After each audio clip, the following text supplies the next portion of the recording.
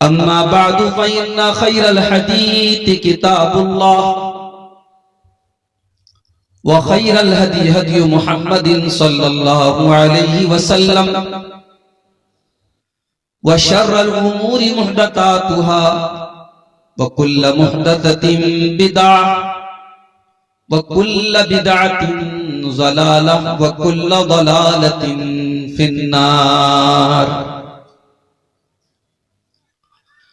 अऊज़ु बिल्लाहि मिनश शैतानिर रजीम। बिस्मिल्लाहिर रहमानिर रहीम। लक़द मन्नल्लाहु अलल मुअ्मिनीना इज़ बअथ फ़ीहिम रसूलन मिन अनफुसिहिम यत्लू अलैहिम आयातिही व युज़क्कीहिम व युअल्लिमुहुमुल किताब वल हिकमह व इन कानू मिन क़ब्लु लफ़ी ज़लालिम मुबीन।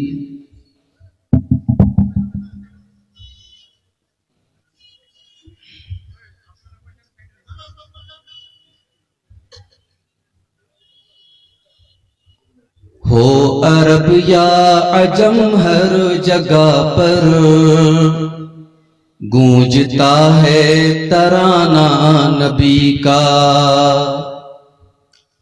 हो अरब या अजम हर जगह पर गूंजता है तराना नबी का। कल भी था ये जमाना नबी का, आज भी है जमाना नबी का। जौ की रोटी के हैं चंद टुकड़े और टूटी चटाई पे बैठे।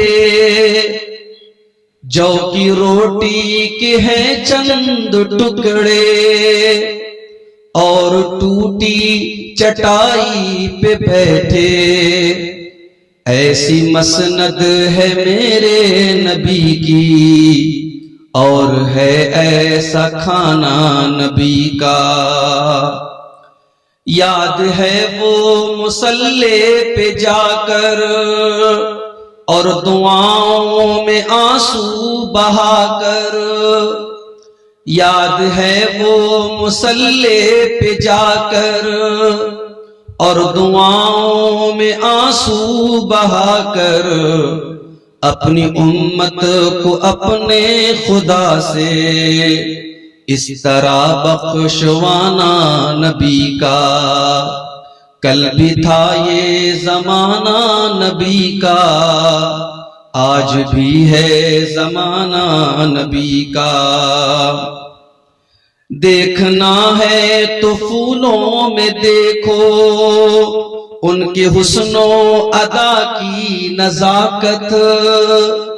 देखना है तो फूलों में देखो उनके हुस्नो अदा की नजाकत। पूछना है तो कलियों से पूछो, पूछना है तो कलियों से पूछो कैसा था मुस्कुराना नबी का। पूछना है तो कलियों से पूछो कैसा था मुस्कुराना नबी का। क्यों न फिर मेरी सांसों से आए अर्ज़ तैबा की मिट्टी की खुशबू। क्यों न फिर मेरी सांसों से आए अर्ज़ तैबा की मिट्टी की खुशबू। मेरी धड़कन में है उनकी यादें, मेरा दिल है ठिकाना नबी का। मेरी धड़कन में है उनकी यादें, मेरा दिल है ठिकाना नबी का। कल भी था ये जमाना नबी का, आज भी है जमाना नबी का। छोड़ा तन्हा न हिजरत की शब भी, अपने हमराह लेकर चले वो। छोड़ा तन्हा न हिजरत की शब भी, अपने हमराह लेकर चले वो। अल्लाह अल्लाह सिद्दीक से था, किस कदर दोस्ताना नबी का। अल्लाह अल्लाह सिद्दीक से था, किस कदर दोस्ताना नबी का। जाहिदे तश्न लब की दुआ है, सुन ले इसकी दुआ को तू या रब। जाहिदे तश्न लब की दुआ है, सुन ले इसकी दुआ को तू या रब। इसकी किस्मत में लिख दे खुदाया, जामे कौसर पिलाना नबी का। कल भी था ये जमाना नबी का, आज भी है जमाना नबी का। अल्लाहुम्मा सल्लि व सल्लिम व बारिक अलैहि। सदर मोहतरम, उलमाए किराम, मोहतरम बुजुर्गों, नौजवान भाइयों, पर्दा नशीन माँ और बहनों, प्यारे बच्चों, आज का ये प्रोग्राम सीमांचल के इलाके में रमजान के पहले आखिरी प्रोग्राम है। और सच पूछिए तो चूंकि मैं रमजान के महीने में साउथ इंडिया में जाता हूं, वहां कुरान की तफसीर के लिए मेरे दुरूस होते हैं। आज का ये प्रोग्राम मेरा इरादा नहीं था देने का, मगर हमारे इंतहाई मुहतरम और इस इलाके के बड़े हरदिल अजीज आलिम दीन शेख तौहीद आलम सलफी हफिज़हुल्लाह के इसरार पर आज की ये तारीख मैंने दी। और अल्हम्दुलिल्लाह बड़ा खूबसूरत प्रोग्राम चल रहा है। मस्जिद की तामीर और तरक्की के लिए इस प्रोग्राम के जरिए चंदा भी हो रहा है। मैं स्टेज पर आया और हमारे बंगला मुकर्रिर अपनी जुबान में, अपने अंदाज में चंदा कर रहे थे। मुझे आधा घंटा 40 मिनट के करीब स्टेज पर बैठना भी पड़ा, मगर मुझे उसका कोई दुख नहीं है, इसलिए कि ये एक नेक काम के लिए अगर मेरे स्टेज पर बैठने से लोग जमे हुए हैं और चंदा ला रहे हैं तो मुझे कोई एतराज नहीं है। अल्लाह के घर का मामला है। और सच पूछिए तो ये बड़ा खूबसूरत मंजर होता है, लोगों को स्टेज पर बुला करके हंसी मजाक में उनसे चंदा लेना, और लोगों का दिल खोल करके कोई कैश दे रहा है, कोई सीमेंट दे रहा है, और अलग अलग तरीकों से लोग ताउन कर रहे हैं। इस तरीके से चंदा देने का रिवाज मैं समझता हूँ पूरे हिंदुस्तान में कहीं नहीं है। यह आपके सीमांचल की धरती की खासियत है। और ये इस बात की दलील है कि अगरचे ये इलाका बहुत पिछड़ा हुआ है और बहुत खुशहाल लोग नहीं हैं, मगर दीन के लिए, मदरसे के लिए, मस्जिद के लिए देने का जज्बा लोगों के अंदर बहुत है। मैं दुआ करता हूँ अल्लाह ताला से, अल्लाह आपके इस जज्बे को कबूल फरमाए। और जिस मस्जिद की तामीर के लिए आज का ये प्रोग्राम मुनक़िद हुआ है, अल्लाह ताला उस मस्जिद की तामीर को जल्द से जल्द हम सबको मुकम्मल करने की तौफीक अता फरमाए, आमीन। मेरे भाइयों, आज की तकरीर में मैं कौन से उन्वान को छेड़ूं, मैं खुद सोच में था। 2 दिन के बाद रमजान शुरू हो रहा है। मैं चाहूं तो रमजान को लेकर के बहुत सारी बातें आपके सामने बोल सकता हूं, मगर मैं समझता हूं कि रमजान पर अपनी अपनी मस्जिदों में जुमा के खुतबे में आप तमाम हजरात ने कुछ ना कुछ जरूर सुना, उस पर बहुत ज्यादा मुझे बोलने की जरूरत नहीं। बस एक बात कहना चाहूंगा, रमजान के मुतालिक सिर्फ एक बात कहना चाहूंगा। मेरे भाइयों, अल्लाह ताला ने रमजान की शक्ल में हमें और आपको एक मौका और दिया है। हमारी और आपकी जिंदगी में अगर रमजान का मुबारक महीना एक मर्तबा फिर मिल रहा है तो ये समझो कि अल्लाह ताला हमसे खुश है, इसलिए कि बड़े नसीब वालों को यह महीना मिलता है। हमें से बहुत सारे लोग जो हमसे अच्छे रहे होंगे, हमसे नेक रहे होंगे, लेकिन हमसे आज वो जुदा हो गए, हार्ट अटैक आ गया, किडनी फेल हो गई, कोई बीमारी आ गई, कोई हादसा हो गया, अल्लाह को प्यारे। हमें और आपको अल्लाह ताला ने जिंदगी अता की है और हमारी जिंदगी में एक रमजान और आ रहा है, और अब ये रमजान आने के बाद 29 दिन या 30 दिन का ये महीना आए और चला जाए और हमारे ऊपर कोई फर्क ना पड़े, तो मेरे भाइयों हमसे बड़ा बदनसीब कोई नहीं।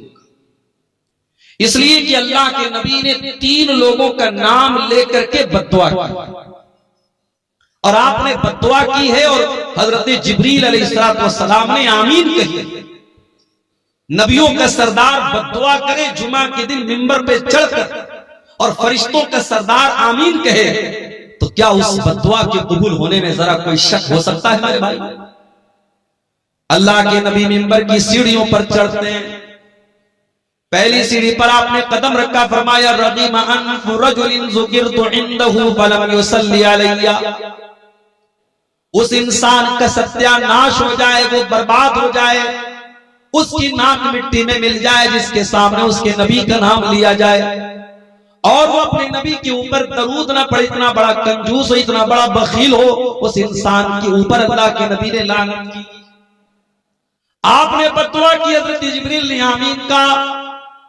फिर आपने मिंबर की दूसरी सीढ़ी पर कदम रखा और आपने फरमाया रगीम अनफु रजुलिन अदरक रमज़ाना सुम्मा सलख क़ब्ल अन युग़फ़र लहू।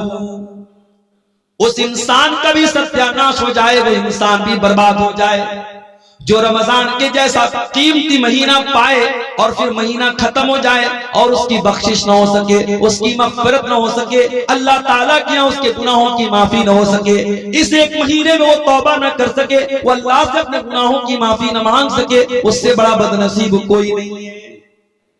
और तीसरा आदमी वरजुलुन अदरका इंदहुल किबरा वालिदाहु, जिसके माँ बाप उसको बुढ़ापे में मिल जाएं, फलम युदखिलाहुल जन्नह, और उसे जन्नत में दाखिल न कर पाए। इन 3 लोगों के लिए अल्लाह के नबी ने बद्दुआ की है और जिब्रील अमीन ने आमीन कही है। मेरे प्यारे साथियों, यही पैगाम आपको देना चाहता हूं। बड़ी कीमती घड़ियां आपको मिलने वाली हैं, इसकी कदर कीजिएगा। मोबाइल में जाया मत कीजिएगा, फेसबुक में बर्बाद मत कीजिएगा, गेम खेल करके बर्बाद मत कीजिएगा, दिन भर सो करके बर्बाद मत कीजिएगा।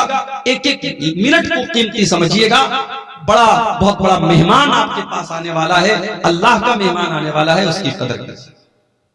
मेरे भाइयों, खुतबे मसनूना के बाद मैंने आपके सामने कुरान करीम की सूरह आले इमरान की एक आयत पढ़ी और उस आयत में अल्लाह ताला ने अपनी एक बहुत बड़ी नेमत का जिक्र किया है।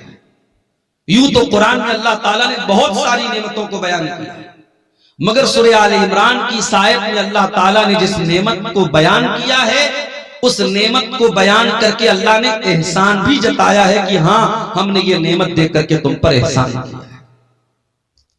अब सवाल ये पैदा होता है वो कौन सी नेमत है? आइए कुरान खोलते हैं, सूरह आले इमरान की आयत नंबर है 164।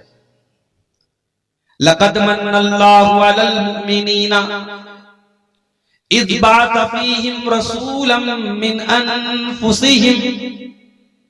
अल्लाह तबारक व तआला ने मोमिनों के ऊपर बहुत बड़ा एहसान किया। क्या एहसान किया?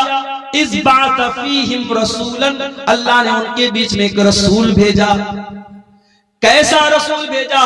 मिन अनफुसिहिम, जो उन्हीं में से है। ये कहने की क्या जरूरत थी कि उन्हीं में से है? ये कहकर के अल्लाह ताला ये बताना चाहता है कि मेरे बंदो, हमने जो रसूल भेजा, जो नबी भेजा, वो कोई फरिश्ता नहीं है, वो कोई नूर की मखलूक नहीं है, वो भी इंसान है। और जिस तरीके से तुम एक माँ बाप से पैदा हुए, वो भी आमना और अब्दुल्ला का बेटा है। तुम बीमार पड़ते हो, मेरा नबी भी बीमार पड़ता है। तुम तकलीफ में होते हो, मेरे नबी को भी तकलीफ होती है। तुम्हें गुस्सा आता है, मेरे नबी को भी गुस्सा आता है। तुम शादी करते हो, मेरे नबी ने भी शादी की है। तुम्हारे बीवी बच्चे, मेरे नबी के भी बीवी बच्चे हैं। रसूलन मिन अनफुसिहिम, वो नबी तुम्हारे ही बीच में से है। उस नबी का काम क्या है? यतलू अलैहिम आयातिही, वो कुरान की आयतों को पढ़ पढ़ के तुमको सुनाता है। वयुज़क्कीहिम, और वो तुमको पाक करता है, तुम्हें पवित्र करता है, तुम्हें गंदगियों से निकालता है, तुम्हें बुराइयों से निकालता है। कभी मौका मिले मेरे नौजवानों, सीरत की कोई भी किताब आप उठा के देख लो, नबी के दौर में मक्का के हालात क्या थे, कौन सी ऐसी बुराई थी उस समाज में जो नहीं होती थी। लोग मुर्दार खाया करते थे, लोग सूद खाया करते थे, लोग ज़िना किया करते थे, लोग कत्ल किया करते थे, लोग बेटियों को जिंदा जमीन में गाड़ दिया करते थे। हलाल और हराम की कोई तमीज न थी। बाप के मरने के बाद अपनी सौतेली माँ से बेटा शादी कर लिया करता था। औरतें जानवरों की तरह मार्केट में बिका करती थी। निकाह करने का अजीब वो गरीब तरीका उनके समाज में राइज था। पर्दा नाम की कोई चीज न थी, हया नाम की कोई चीज न थी। खाने काबा का तवाफ करते थे नंगे होकर के, मादरजाद नंगे होकर के खाने काबा का तवाफ करते थे। अल्लाह के घर में खाने काबा में 360 बुत रखे थे जिनकी वो इबादत किया करते थे। हज भी करते थे, तवाफ भी करते थे, लब्बैक भी पढ़ते थे, मगर देसी घी में मिलावट किया करते थे। जब लब्बैक पढ़ते थे तो क्या कहते थे? लब्बैक अल्लाहुम्मा लब्बैक ला शरीक लक इल्ला शरीकन तमलिकुहु व मा मलक। कहते थे अल्लाह मैं हाजिर हूँ, अय अल्लाह मैं हाजिर हूँ, अय अल्लाह तेरा कोई शरीक नहीं है सिवाय एक शरीक के जिसको तूने अपना शरीक बनाया है और जिसका तू मालिक है। यानी वो अल्लाह के साथ दूसरों को शरीक भी किया करते थे। मुख्तलिफ किस्म की बुराइयां उनके अंदर थी। अल्लाह के नबी दुनिया में आए और आपने उन बुराइयों को खत्म किया। वयुज़क्कीहिम, वो नबी तुम्हें पाक करने के लिए आए हैं, वो तुम्हें गंदगियों से निकालने के लिए आए हैं। वयुअल्लिमुहुमुल किताब वल हिकमा, और वो तुम्हें किताब और हिकमत की तालीम देने के लिए आए हैं। वो नबी तुम्हारे लिए टीचर बनकर के आए हैं, वो नबी तुम्हारे लिए मुअल्लिम बनकर के आए हैं। अफसोस की बात है हमारा नबी तो टीचर बन करके आया, हमारा नबी तो पढ़ाने वाला लिखाने वाला बन करके आया, हमारा नबी तो किताबों हिकमत की तालीम लेकर के आया। और उस नबी के मानने वाले आज पूरे भारत में सबसे ज्यादा जाहिल मौजूद हैं। आज पूरे भारत में लिटरेसी में और तालीम में सबसे पीछे अगर कोई कौम है तो मुसलमान कौम है।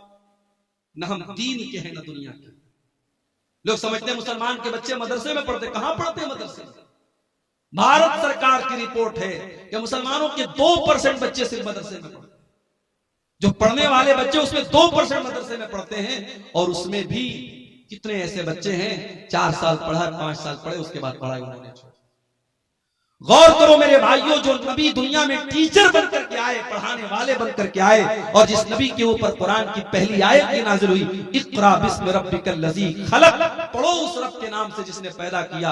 आज उस नबी के मानने वाले, उस नबी के कलमा पढ़ने वाले आज जाहिल, और जाहिल होने का ये नतीजा है कि आज पूरे भारत में जिसका जो जी चाहता है हमारे साथ। अभी आपने देखा दिल्ली की सरजमीन पर नमाज पढ़ी जा रही है, और एक पुलिस वाला आता है और नमाज की हालत में नमाजियों को जूता मार रहा है।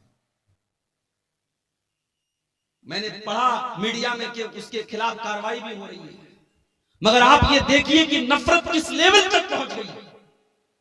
मैं इसको सही नहीं ठहरा रहा हूं कि मुसलमान मस्जिद के बाहर सड़क पर क्यों सब बना रहा है, लेकिन हमें इस सवाल का भी जवाब तलाश करने की जरूरत है कि हमारे भारत में बहुत सारे त्योहार सड़क पर मनाए जा रहे हैं। हर तीसरे दिन कोई ना कोई त्योहार सड़क पर मनाया जा रहा है। अगर हफ्ते में या साल में एक नमाज अगर सड़क पर होती है तो इतना बड़ा कानून का उल्लंघन होता है कि तुम नमाजी को जूते से मारो। इसका मतलब यह हुआ इस्लाम के दुश्मनों को अगर चिढ़ है तो आपकी नमाज से, उनको नफरत है तो आपके शायर से है, उनको नफरत है आपकी इबादत से, आपकी नमाज से, उन्हें आपसे नफरत नहीं है। आप इस्लाम छोड़ दें, आप उनके रंग में रंग जाएं, आप शिर्क करने लगे, आप उनके बुतों के आगे सजदा करने लगे, आप उनकी नजर में महबूब हो जाएंगे। जब तक आप नमाज पढ़ रहे हैं, अल्लाह के आगे सर झुका रहे हैं, जब तक आपके अंदर तौहीद है, आप उनकी नजर में बुरे बने। हालात ये, और हम साहब क्या कर रहे हैं? हम ये कर रहे हैं साहब कि हमारी कौम नाच गाने में लगी हुई है। अभी मैं एक इलाके में तकरीर करने गया, पूरा इलाका अहले हदीसों का इलाका है। मुझे लोगों ने कहा मौलाना आप तकरीर में बयान कर दीजिएगा, यहाँ शादी ब्याह में ढोल ताशा बजता है, नाच गाना होता है। अहले हदीसों की बस्ती है, कुरान और हदीस पर चलने का दावा करने वालों की बस्ती है। इसी झारखंड की सरजमीन पर मैं गया था और वहां लोगों ने बताया कि हमारे बस्ती में जब शादी होती है तो नाच गाना भी होता है, ढोल ताशे भी। ये हालात हमारी कौम के हैं मेरे भाई। जरा गौर करो, जो नबी हमें गंदगियों से पाक करने के लिए आया था और जिस नबी से मोहब्बत का हम दावा करते हैं, उस नबी के मकाम को कभी समझा है मेरे भाई? वयुज़क्कीहिम वयुअल्लिमुहुमुल किताब वल हिकमा, हमने तुमको जो नबी दिया है वो तुम्हें पवित्र करने के लिए, पाक करने के लिए आया है, तुम्हें कुरान सिखाने के लिए आया है, तुम्हें हदीस सिखाने के लिए आया है। व इन कानू मिन क़ब्ल लफ़ी ज़लालिन मुबीन, उस नबी के आने के पहले तुम खुली हुई गुमराही में थे। एक सहाबी अल्लाह के नबी के पास आते हैं, अय अल्लाह के नबी, मैंने इस्लाम लाने के पहले बहुत सारे गुनाह किए हैं। अय अल्लाह के नबी, क्या मेरे गुनाह सब के सब तौबा से माफ हो जाएंगे? आपने फरमाया अत-तौबतु तादिमु मा क़ब्लहा, तौबा से पहले तुमने जितने गुनाह किए थे, सच्ची तौबा करने के बाद सारे गुनाह माफ हो जाएंगे। अय अल्लाह के नबी, मैंने अपने हाथों से अपनी बेटी को जिंदा जमीन में गाड़ा था, मैंने अपनी बेटी को दफन किया था, अपनी बेटी को, अपनी मासूम बच्ची को अपने हाथों से कत्ल किया था, उसको गड्ढे में डाला था, उसको कब्र में जिंदा डाल दिया था। अय अल्लाह के नबी, क्या मेरा ये गुनाह भी अल्लाह ताला माफ कर देगा? सहाबी बयान कर रहे हैं, आंखों से आंसू बह रहे हैं, अपनी मासूम बच्ची को याद करके रो रहे हैं। नबी अकरम की आंखों में भी आंसू आ गए। आपने फरमाया, ऐ मेरे सहाबी, अल इस्लामु यहदिमु मा क़ब्लहु व तादिमु व तौबतु तादिमु मा क़ब्लहा, इस्लाम लाने के पहले तुमने जो गुनाह किए थे, इस्लाम लाने के बाद वो सारे के सारे माफ हो जाएंगे, और तौबा करने से पहले तुमने जो गुनाह किए थे, तौबा करने के बाद नबी अकरम तो इन रस्म रिवाज को खत्म करना है। जिस समाज में बेटियां पैदा होती थी तो समाज के लिए कलंक मानी जाती थी। बेटी पैदा होती थी, बेटी के बाप का चेहरा काला पड़ जाता था। अल्लाह ताला ने कुरान में नक्शा खींचा, वइज़ा बुश्शिरा अहदुहुम बिल उन्सा ज़ल्ल वजहुहु मुस्वद्दन व हुवा कज़ीम, जब उसको बशारत सुनाई जाती थी तेरे घर में बेटी पैदा हुई है, तो बाप का चेहरा काला पड़ जाता था। यतवारा मिनल कौमि मिन सूइ मा बुश्शिरा बिही, वो अपनी कौम को अपना चेहरा नहीं दिखाता था। अयुमसिकुहु अला हूनिन अम यदुस्सुहु फित्तुराब, कि क्या कहूं, अगर इस बेटी को पालता हूं तो समाज में जलील होना पड़ेगा, और दूसरा रास्ता यह कि अपनी बेटी को जिंदा जमीन में गाड़ दूं। वो जिंदा जमीन में गाड़ देते थे। मेरे नबी ने आकर के बताया, बेटी जमीन में गाड़ने वाली चीज नहीं है, बेटी तो रहमत होती है, बेटियां तो अनमोल होती है। मेरे नबी ने आके बताया, मन आला जारियतैन हत्ता तबलुगा जा यौमल क़ियामति अना व हुवा कहातैन, जिसको अल्लाह ने 2 बेटियां दे दी और 2 बेटियों की उसने अच्छी परवरिश कर ली, दोनों बेटियां जवान हो गई, उनकी अच्छी जगह उसने शादी कर दी। अल्लाह के नबी फरमाते हैं, 2 बेटियों का बाप कयामत के दिन इस हाल में आएगा जैसे ये दोनों उंगलियां एक दूसरे के साथ मिली हुई हैं, दोनों उंगलियां जैसे एक दूसरे के साथ सटी हुई हैं। वो बेटियों का बाप अपने नबी के साथ आएगा कयामत के दिन। आपने कुरान की आयत पढ़ के सुनाई, वइज़ल मौऊदतु सुइलत बिअय्यि ज़ंबिन क़ुतिलत, जब जिंदा जमीन में गाड़ी गई लड़की से पूछा जाएगा, जिस बेटी को उसके बाप ने जमीन में दबाया था, दफन किया था, उस बेटी से पूछा जाएगा बिअय्यि ज़ंबिन क़ुतिलत, है कि ऐ बच्ची, तुझे तेरे माँ बाप ने क्यों मारा था, तेरे बाप ने तुझे क्यों कत्ल किया था? मेरे नबी ने आकर के दुनिया का सबसे बड़ा पाप करार दिया कि कोई अपनी औलाद को कत्ल करे। आज भी कत्ल हो रही है औलाद, आज तरीका बदल गया है। वो क्या करते थे, पैदा होने के बाद मारते थे, हम पैदा भी नहीं होने देते, मां के पेट में मार देते। मेरे पास एक लेडी डॉक्टर का मैसेज आया व्हाट्सएप के ऊपर, हैदराबाद की रहने वाली है, अभी नई नई डॉक्टर हुई हैं, कहने लगी मौलाना साहब मेरे पास एबॉर्शन के बहुत सारे केस आते हैं, कुंवारी लड़कियां आ रही हैं, शादी नहीं हुई है, किसी के साथ नाजायज ताल्लुक हुआ, हमल ठहर गया, आकर के एबॉर्शन करवा रही है, मैं क्या करूं? मैंने कहा जायज नहीं। मैंने कहा एक ही कंडीशन में ये चीज जायज हो सकती है, शादीशुदा औरत है और मियां बीवी के दरमियान ताल्लुक हुआ और सीरियस कंडीशन है। अगर हमल ठहरता है और पैदाइश होती है, औरत की जान को खतरा है, तो वहां शरीयत का उसूल है कि अगर माँ को भी खतरा है और बच्ची माँ के पेट में अभी बच्चा या बच्ची जो भी है, अगर छोड़ा जाता है तो माँ की जान खतरे में पड़ेगी, तो माँ को बचाया जाएगा और उस हमल को साकित कर दिया जाएगा। वो एक सीरियस कंडीशन की बात है। बाकी एबॉर्शन करना जायज है। जानते हैं एबॉर्शन में क्या होता है? जाइए यूट्यूब पर आप वीडियो में देखते हैं। जब ये एबॉर्शन होता है तो अल्ट्रासाउंड के जरिए ये दिखाया गया कि उस मासूम बच्चे को मां के पेट में इस बेरहमी से मारा जाता है, उसके बदन के टुकड़े टुकड़े किए जाते हैं। मेरे भाई, जो 1400 साल पहले के वो जाहिल, वो अपनी बेटियों को एक बार मारते थे और पैदा होने के बाद मारते थे, और आज वो बेटी का बाप अपनी बेटी को उसकी मां के पेट में मार रहा है और डॉक्टर के जरिए मरवा रहा है और इंजेक्शन के जरिए मरवा रहा है। आज का इंसान इस कदर गिर चुका है। आज औरतों के लोग बात करते हैं। अभी 8 मार्च को लोगों ने कहा वुमेन्स डे, महिला दिवस, महिला अधिकार दिवस, औरतों को अधिकार मिले। कौन से अधिकार की बात? फलस्तीन के गाजा शहर में डेली हजारों औरतें मर रही हैं। दूध पिलाने वाली औरतें भूखी हैं, उनके बच्चों को पिलाने के लिए उनके बदन में ताकत नहीं, अपने बच्चों को दूध पिला सके। प्रेग्नेंट औरतें, हमल वाली औरतें हैं, पेट में बच्चा है, खाने को हफ्तों से न खाने को खाना है, न पीने को पानी है। 400, 500 औरतों पर एक लैट्रीन है। वो जानवरों जैसी जिंदगी वो औरतें गुजार रही हैं, और दुनिया में तहजीब का ठेकेदार बना है अमेरिका, और तहजीब का ठेकेदार बना है इसराइल, और ये सब उस जुल्म को सही करार दे रहे हैं और जुल्म पर चुप हैं, और उन औरतों पर जुल्म हो रहा है। और ये साफ दुनिया को कह रहे हैं महिला के अधिकार का दिवस मनाओ, वुमेन्स राइट डे मनाओ। ये ढकोसले है मेरे भाइयों। औरतों को अगर हक दिया है किसी मजहब ने तो इस्लाम ने। मेरी माँ और बहनों, अगर तारीख और इतिहास के पन्ने उठा के देखो तो तुम अल्लाह के नबी का शुक्रिया अदा करोगे, तुम इस्लाम का शुक्रिया अदा करोगी कि इस्लाम ने तुम्हें जीने का अधिकार दिया है। इस दौर में तुम्हें जीने का अधिकार नहीं था। पैदा होने के बाद बेटियों को मार दिया जाता था। उस समाज में अल्लाह के नबी ने बेटियों की परवरिश पर जन्नत की बशारत। अम्मा आयशा फरमाती हैं, एक दिन मैं घर में बैठी हुई थी, एक मांगने वाली आती है, भीख मांगने वाली आती है, उसके साथ 2 छोटी छोटी बच्चियां हैं। उसने मुझसे कुछ खाने को मांगा। मैंने घर में तलाश किया, मुझे एक खजूर मिली। मैंने वो खजूर उठा करके उस औरत को दे दी। उस औरत ने खजूर के 2 टुकड़े किए और दोनों बेटियों को दे दिया। वलम ताकुल मिनहा शैया, और खुद कुछ नहीं खाया। माँ होती है मेरे भाई, माँ खुद भूखी रहती है, बच्चों को खिलाती है। जिनकी माएं जिंदा है, माओ की कदर करो। माँ के चले जाने के बाद माँ की बड़ी याद आए। मां ने दोनों बच्चियों को दे दिया, खुद कुछ नहीं खाया। अम्मा आयशा ये मंजर देख करके हैरान हो गई। जब अल्लाह के नबी घर में तशरीफ लाए, अम्मा आयशा ने कहा, अल्लाह के नबी, आज ऐसा मामला आया था।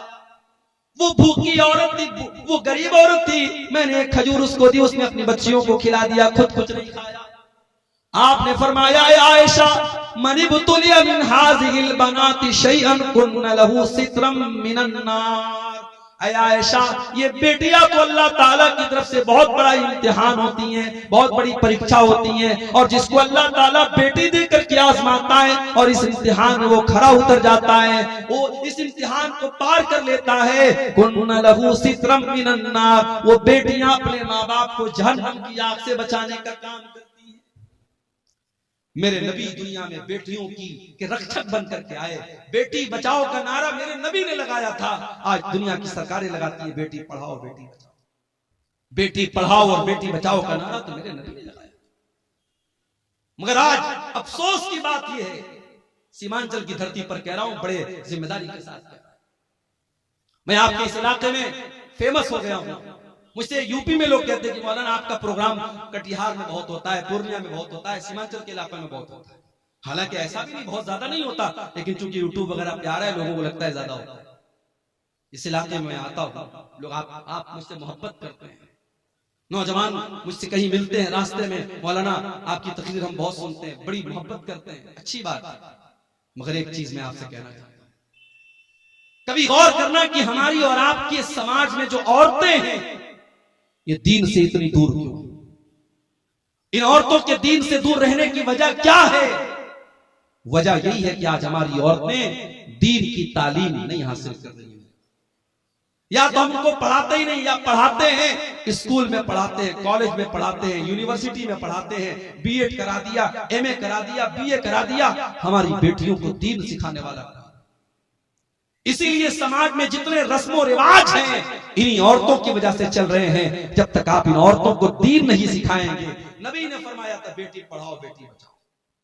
अल्लाह के नबी ने फरमाया था तलबुल इल्म फरीज़तुन अला कुल्li मुस्लिम, इल्म हासिल करना हर मुसलमान के लिए कंपलसरी है, अनिवार्य है, जरूरी है। हर मुसलमान चाहे वो मर्द हो चाहे वो औरत हो, उसके लिए दीन का सीखना जरूरी है। रमजान का महीना आ रहा है, अब कौन कौन सी चीजों से रोजा टूट जाता है? माफ कीजिएगा, ये सिर्फ अब्दुल गफ्फार सलफी का जानना जरूरी नहीं, हर आदमी का जानना जरूरी। इंजेक्शन से रोजा टूटता है कि नहीं टूटता है? ताकत का इंजेक्शन लगाने से रोजा टूटता है कि नहीं टूटता है? कान में दवा डालने से रोजा टूटता है कि नहीं टूटता है? आंख में ड्रॉप डालने से रोजा टूटता है कि नहीं टूटता है? पानी चढ़ाने से रोजा टूटता है कि नहीं टूटता है? ब्लड देने से रोजा टूट, ये मसाइल है मेरे भाई जिनका ताल्लुक रोजे से है। आपको जानना चाहिए, आपको अपने उलमा से पूछना चाहिए। अल्लाह के नबी ने फरमाया तलबुल इल्म फरीज़तुन अला कुल्li मुस्लिम, इल्म का हासिल करना हर मुसलमान के ऊपर फर्ज है। तो जिस तरीके से लड़कों को और मर्दों को दीन सीखना जरूरी है, उसी तरीके से औरतों को दीन सीखना जरूरी है। ये 1400 साल पहले ये नारा मेरे नबी ने लगाया था, बेटी बचाओ बेटी पढ़ाओ। और आगे बढ़िए, जिस नबी का हम कलमा पढ़ते हैं, जिस नबी को हम मानते हैं, कभी गौर किया आपने उस नबी की शान क्या है? अभी एक बहुत बड़े हिंदुस्तान के मौलाना का बयान में सुन रहा था। जमीयत उलमाए हिंद के वो सेक्रेटरी हैं, सदर हैं, बड़े बुजुर्ग आलिम हैं, बड़ी इज्जत करता हूं मैं उनकी। मौलाना अरशद मदनी साहब बूढ़े हैं, बुजुर्ग हैं, हिंदुस्तान में मुसलमानों के नुमाइंदा आलिम माने जाते हैं। उनका एक बयान में सुन रहा था, अपने तलबा को नसीहत कर रहे थे कि उलमाए देवबंद ने जो कह दिया है उसको पत्थर की लकीर समझ के उसको पकड़ लो, कहीं और मत जाना। क्या ये तासुब नहीं है मेरे भाई? क्या ये तासुब नहीं है कि आपने अपने उलमाए देवबंद को और अपने उलमा को मासूम का दर्जा दे दिया कि जो उन्होंने कह दिया वो पत्थर की लकीर है? अहले हदीस अगर खिलाफ है तो इसी के खिलाफ है मेरे भाई। अहले हदीस का यही दावा है कि अगर दुनिया में कोई ऐसी हस्ती है जो मासूम है तो वो हस्ती है जनाब मोहम्मद रसूलुल्लाह सल्लल्लाहु अलैहि वसल्लम। और मौलाना अल्ताफ हुसैन हाली ने 100 साल पहले नक्शा खींचा था और कहा था, नबी को जो चाहे खुदा कर दिखाए, इमामों का रुतबा नबी से बढ़ाए, मजारों पे जा जा के नजरें चढ़ाए, शहीदों से जा जा के मांगे दुआएं, न तौहीद में कुछ फर्क इससे आए, न इस्लाम बिगड़े न ईमान जाए। बिल्कुल सही कहा था मौलाना अल्ताफ। हमारी कौम आज नबी का मकाम, नबी से बढ़ के इमामों का मकाम बता रही है। अपने उलमाए देवबंद को कहा जा रहा है उनकी हर बात पत्थर की लकीर है। अरे उलमा की बात छोड़ दो, इमामों की बात छोड़ दो, अरे मेरे नबी की शान तो ये है कि मेरे नबी के रहते हुए अगर कोई दूसरा नबी आ जाए तो उसकी भी नहीं चले। आइए मैं दलील आपको दे देता हूं। सूरह आल इमरान में अल्लाह ने फरमाया वइज़ ख़ज़ल्लाहु मीसाक़न नबिय्यीन, याद करो जब अल्लाह ताला ने सारे नबियों से वादा लिया, लमा आतैतुकुम मिन किताबिन व हिकमा, ऐ मेरे नबियों मैं तुमको अपनी किताब दे रहा हूं, मैं तुमको रसूल बना रहा हूं। तुम्मा जाअकुम रसूलुम मुसद्दिकुल लिमा माअकुम, अगर तुम्हारी जिंदगी में मेरा आखिरी नबी आ जाएगा, मेरा आखिरी रसूल आ जाएगा, लतुमिनुन्न बिही व लतंसुरुन्नहु, तो तुम मेरे आखिरी नबी पर ईमान लाओगे, तुम मेरे आखिरी नबी की मदद करोगे। क़ाल अक़ररतुम व अख़ज़्तुम अला ज़ालिकुम इसरी, अल्लाह ने सारे नबियों से वादा लिया, सारे नबियों से एग्रीमेंट लिया कि क्या तुम इस बात का इकरार करते हो कि नहीं करते हो? कालू अकररना, सारे नबियों ने कहा कि हाँ अल्लाह में इकरार करते हैं। काला फशहदू व अना माकुम मिनश शाहिदीन, अल्लाह ने फरमाया ऐ मेरे नबियों तुम गवाह रहना और मैं भी इस बात के ऊपर गवाह हूं। यह है मेरे नबी का मकाम। मेरे नबी के आ जाने के बाद अब दुनिया में किसी और नबी की रिसालत नहीं चलेगी, किसी और नबी की नबूवत नहीं चलेगी। कयामत के पहले हजरत ईसा अलैहिस्सलाम भी दुनिया में आएंगे तो वो अपनी शरीयत लेकर के नहीं आएंगे, अपना लॉ लेकर के नहीं आएंगे, अपना कानून लेकर के नहीं आएंगे। वो भी अगर पैरवी करेंगे तो जनाब मोहम्मद रसूलुल्लाह सल्लल्लाहु अलैहि वसल्लम के कानून की पैरवी। मेरे भाइयों, हजरत उमर फारूक के तौरात का एक नुस्खा लाते हैं और उसको पढ़ने लगते। तौरात का नुस्खा लाए, पढ़ने लगे। अल्लाह के नबी वहीं पर बैठे हुए और अल्लाह के रसूल का चेहरा गुस्से से लाल है। हजरत उमर की नजरें तो किताब की तरफ है, तौरात की तरफ है, वो नजर उठा करके अल्लाह के रसूल का चेहरा नहीं देख रहे हैं। अबू बकर सिद्दीक रज़ी अल्लाह ताला ने कहा कि ऐ उमर, जरा अल्लाह के नबी का चेहरा देख ले, कितने गुस्से में अल्लाह के। हजरत उमर ने देखा अल्लाह के रसूल का गुस्से वाला चेहरा, फौरन तौरात का नुस्खा जमीन पर दे मारा और कहा औज़ु बिल्लाहि मिन गज़बिल्लाहि, मैं अल्लाह की पनाह चाहता हूं अल्लाह के गजब से। रज़ीतु बिल्लाहि रब्बा व बि मुहम्मदिन रसूला व बिल इस्लाम दीना, मैं अल्लाह को अपना रब मानता हूं, मैं मोहम्मद सल्लल्लाहु अलैहि वसल्लम को अपना रसूल मानता हूं और मैं इस्लाम को अपना दीन मानता हूं। उसके बाद अल्लाह के नबी ने फरमाया वल्लज़ी नफ्सु मुहम्मदिन बियदिही, उस अल्लाह की कसम जिसके हाथ में मोहम्मद की जान है। ऐ उमर, कान खोल करके सुन लो, लौ बदालकुम मूसा, अगर आज मूसा अलैहिस्सलाम भी दुनिया में आ जाएं और तुम मुझे छोड़ करके मूसा अलैहिस्सलाम की पैरवी करने लगो, उनके पीछे पीछे चलने लगोगे, लज़ललतुम अन सवाइस सबील, तो तुम सीधे रास्ते से भटक जाओगे। और अगर आज मूसा अलैहिस्सलाम भी जिंदा हो जाए, अगर आज मूसा अलैहिस्सलाम भी जिंदा हो जाए तो उनको भी मेरी इत्तिबा करनी पड़ेगी, मेरी पैरवी करनी पड़ेगी। ये है अजमत हमारे नबी की, ये मकाम है मेरे भाई। हमारे नबी तो वो है मेरे भाइयों जो रस्म और रिवाज को खत्म करने के लिए दुनिया में आए थे, आखिरी नबी बन के आए थे। हमारे नबी की मिसाल कैसी है? अल्लाह के नबी एक हदीस में मिसाल बयान करते हैं, एक इंसान ने बड़ा खूबसूरत मकान बनाया, बड़ा बेहतरीन मकान बनाया, बस एक ईंट की जगह छोड़ दी। अब लोग आते हैं मकान का चक्कर लगाते, कहते यार मकान तो बहुत अच्छा है, बस एक ईंट की कमी है। अल्लाह के नबी फरमाते हैं कि वो एक ईंट मैं हूं, मैं नबूवत की आखिरी ईंट हूं, मैं खातमुन नबिय्यीन हूं, मैं आखिरी नबी हूं, मेरे बाद अब कोई और नबी आने वाला। अल्लाह के नबी खातमुन नबिय्यीन हैं, अब आपके बाद दुनिया में कोई नबी आएगा। और इसीलिए आप देखिए कि अल्लाह के रसूल की जिंदगी में एक बहुत खतरनाक रस्म और रिवाज थी। किसी ने अगर किसी बच्चे को पाल लिया तो वो उसका सगा बाप माना जाता था। अभी मेरे पास एक साहब का कॉल आया कि मैंने बेटे को पाला है, मुझे औलाद नहीं हो रही थी, बच्चे को पाला है, तो ये तो पता है कि बच्चे के बाप की जगह जब निकाह पढ़ा जाएगा तो मेरा नाम नहीं बल्कि उसके बच्चे के बाप का नाम लिया जाएगा। लेकिन मैं ये पूछना चाह रहा था कि आधार कार्ड बनवाना है, पैन कार्ड बनवाना है, क्या उस पर मैं अपना नाम दे सकता हूं? मैंने कहा भाई ये देख लो, आप अगर टेक्निकल मजबूरी है, आधार में अगर आप अपना नाम ही दे सकते हैं, बच्चे के ओरिजिनल बाप का नाम नहीं दे सकते, मजबूरी है तो अलग बात है। शरीयत तो यही कहती है कि आपको ओरिजिनल बाप का नाम देना पड़ेगा। बच्चे को पाल लेने से आप बच्चे के बाप नहीं बनना, शरीयत का कायदा तो यही है। इसीलिए मुसलमानों के यहाँ बच्चों को गोद लेना बहुत मुश्किल टफ मामला है, इसलिए कि इस्लाम बच्चे को गोद लेने पर उसके ओरिजिनल बाप का ही नाम उसके नाम के साथ लगाया जाएगा, पालने वाले का नाम नहीं चलेगा। इस्लाम ने बड़ी सख्ती के साथ इस बात को कर दिया। अल्लाह के नबी ने हजरत ज़ैद को बेटे की तरह पाला था और इतनी मोहब्बत से पाला था कि लोग ज़ैद इब्न हारिसा को ज़ैद बिन मोहम्मद कहने लगे, अल्लाह के रसूल का बेटा कहने लगे।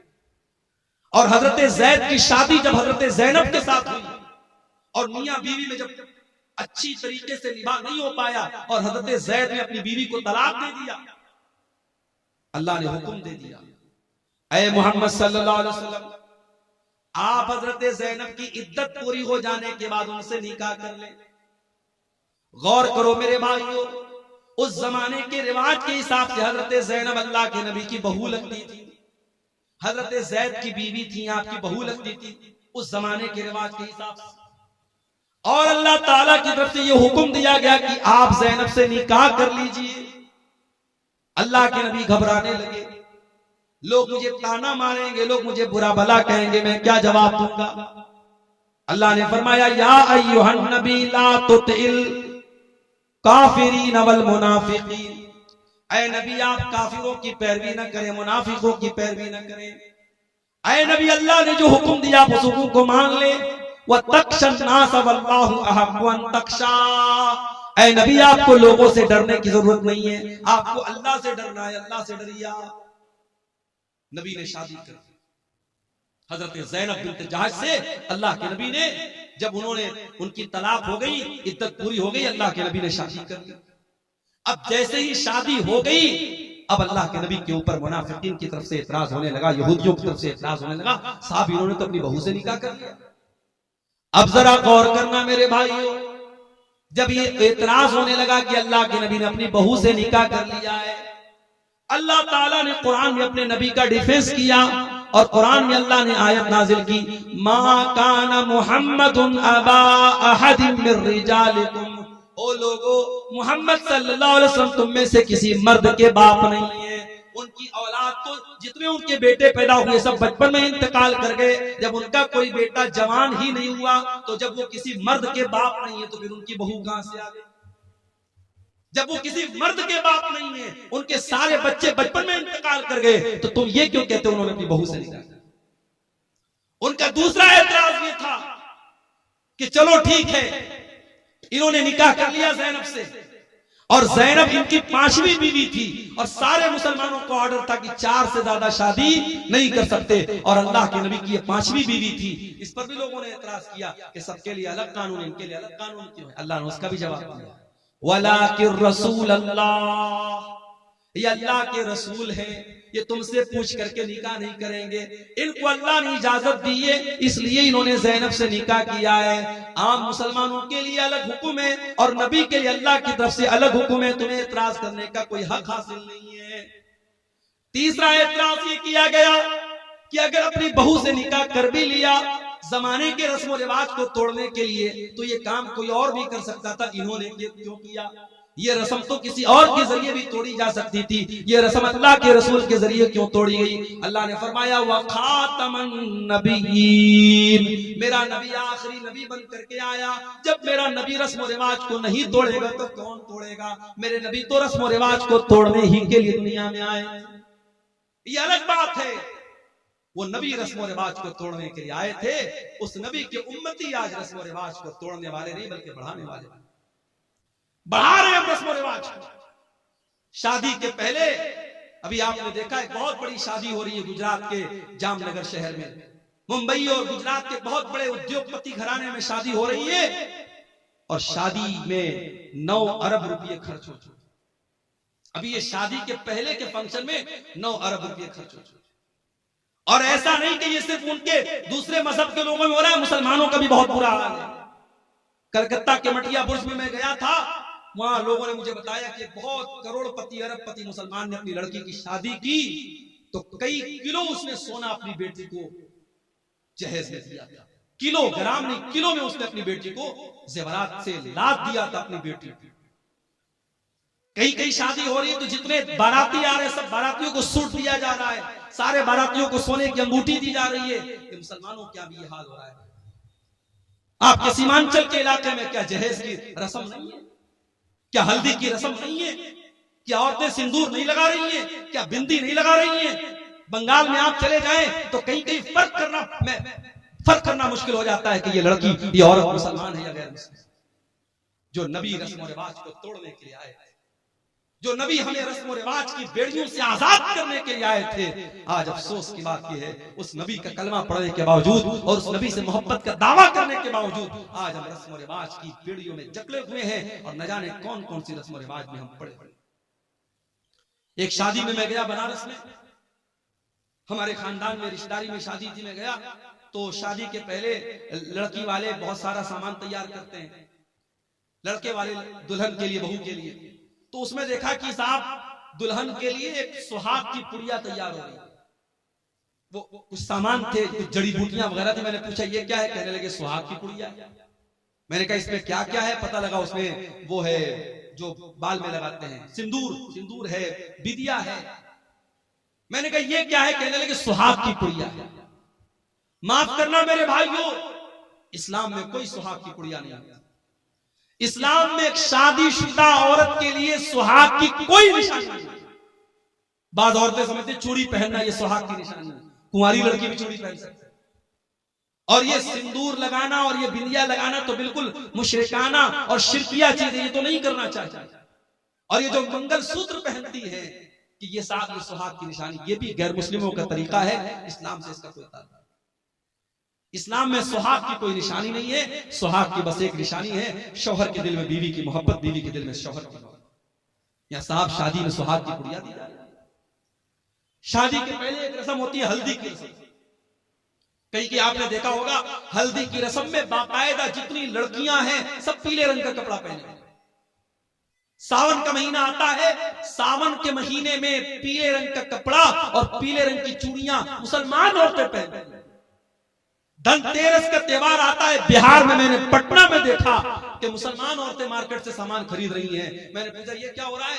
कहने लगे मुसलमान भी धनतेरस के दिन ये मान्यता है, लोगों का ये मानना है कि धनतेरस के दिन कुछ ना कुछ जरूर खरीदना चाहिए, चाहे झाड़ू ही खरीदा जाए तो गैर मुस्लिमों के साथ मुसलमान भी धनतेरस के दिन कुछ ना कुछ जरूर खरीदे। क्या है मेरे भाई, ये फजूल की रस्में, ये जाहिलाना रस्में। और आज भारत में दूसरे लोगों के साथ रह रहे तो उनके कल्चर से हमने एडॉप्ट कर ली, हासिल कर ली, और हमारे कल्चर में वो चीजें शामिल। हमारे नबी तो रस्म और रिवाज को तोड़ने के लिए आए। हमारे नबी की शान तो ये है, हमारे नबी का मकाम तो ये है कि जब आप मेराज के सफर पे गए तो बैतुल मुकद्दस में सारे नबियों की मौजूदगी में अगर इमामत किसी ने कराई है, सारे नबियों का इमाम अगर कोई बना है तो जनाब मोहम्मद रसूलुल्लाह सल्लल्लाहु अलैहि वसल्लम। सारे नबियों को आपने नमाज पढ़ाई, और जब आप दुनिया में तशरीफ लाए और आपने मक्का के काफिरों को बताया कि मैं रातों रात मैं खाने काबा से मस्जिद अक्सा तक गया और वहां से मैंने सातों आसमान की सैर की, तो मक्का के काफिरों ने कहा कि ऐ मोहम्मद हम तुम्हारी बात को कैसे सच मान लें? जो सफर करने में हमको 2 महीना लगता है, तुम कह रहे हो तुम रातों रात हो करके चले आए, हम कैसे मान ले? तो कुछ काफिरों ने अल्लाह के नबी का इम्तिहान लेने के लिए कहा कि ऐ मोहम्मद ये बताओ कि तुम बैतुल मुकद्दस गए थे? आपने कहा गए थे। क्या तुमने देखा था? कहां देखा था? अच्छा ये बताओ बैतुल मुकद्दस में कितने दरवाजे, कितनी खिड़कियां हैं, कितने रोशनदान हैं? बैतुल मुकद्दस के पूरब में क्या है, उसके पश्चिम में क्या है, उसके उत्तर में क्या है, उसके दक्षिण में क्या है, उसमें कितने दरवाजे हैं? अब जाहिर है आपके गांव में मैं पहली मर्तबा आया हूं और आप मुझे अपनी मस्जिद में नमाज पढ़ने के बाद जलसे में लेके चले आए, और फिर उसके बाद मैं 1 साल के बाद आपसे मिलूं या 1 महीने के बाद आपसे मिलूं और आप क्या मौलाना साहब आप सोरा डांगी आए थे हमारी मस्जिद में, आप आए थे, बताइए मस्जिद में खंबे कितने थे, मस्जिद में पंखे कितने थे? मैं कैसे बता पाऊंगा? मैं मस्जिद में पंखे गिनने थोड़ी गया था, मैं खंबा गिनने थोड़ी गया था, मैं नमाज पढ़ने गया था, चला आया। मक्का के काफिरों ने अल्लाह के नबी से ऐसे सवाल करने शुरू। अल्लाह के नबी फरमाते मैं बहुत परेशान हो गया कि मैं इनके सवालों का क्या जवाब, अगर जवाब नहीं देता हूं तो ये मुझे झूठा बना देंगे कि साहब ये तो झूठ बोल रहे, और जवाब मैं दूं तो कैसे दूं, मुझको तो याद भी नहीं है।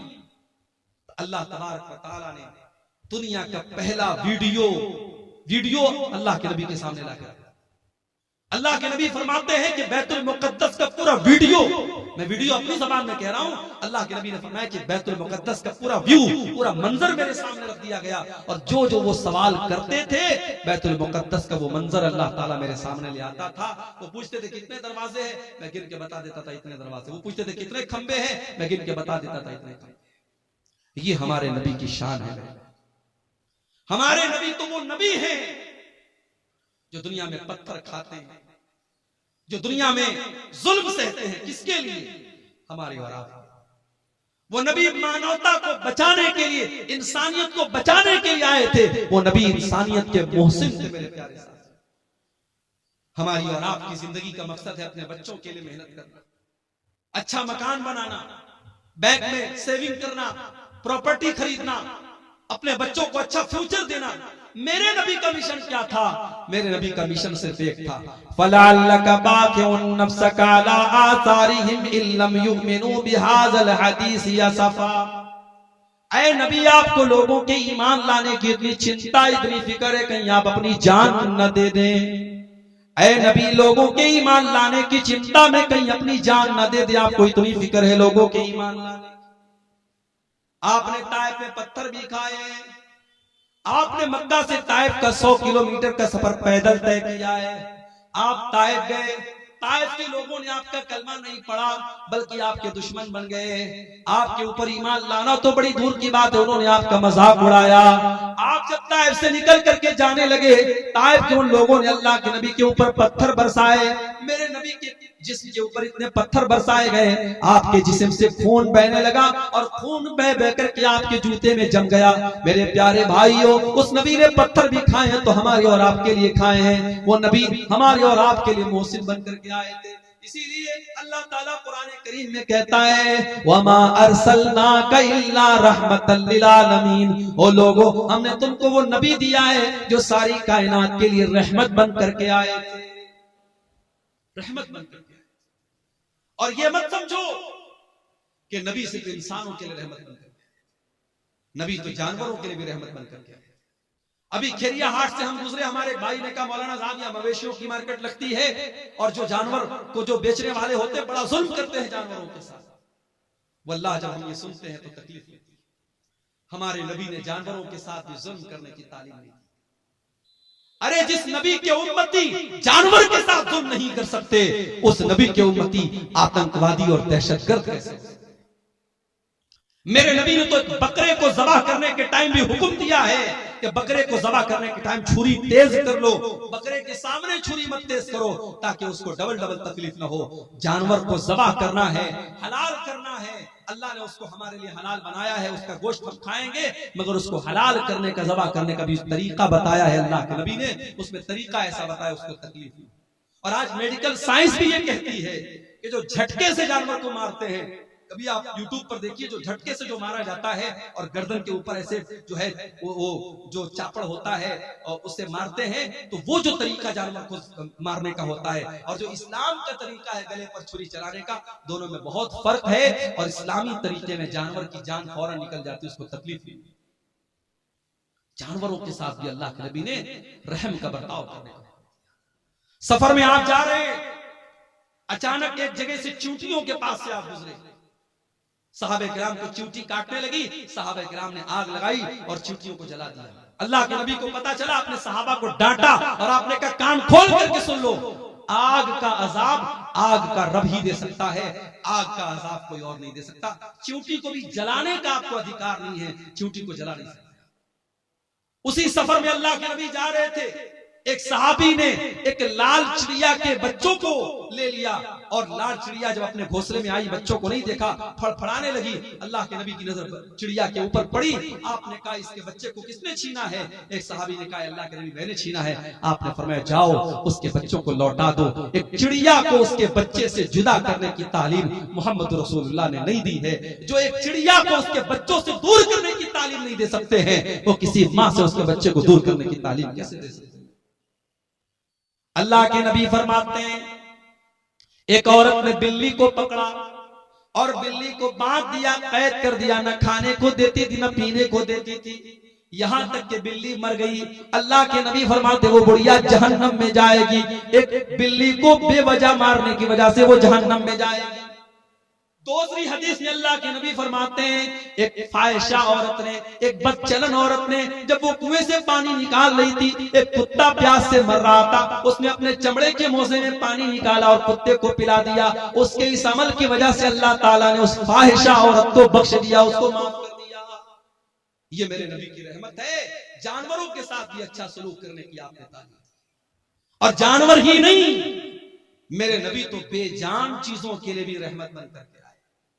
वो हदीस आपने सुनी होगी, अल्लाह के नबी खजूर के तने पर खड़े होकर खुतबा देते थे। एक औरत की नजर पड़ी, उसने देखा अल्लाह के नबी खजूर के तने पर खड़े होकर खुतबा देते हैं।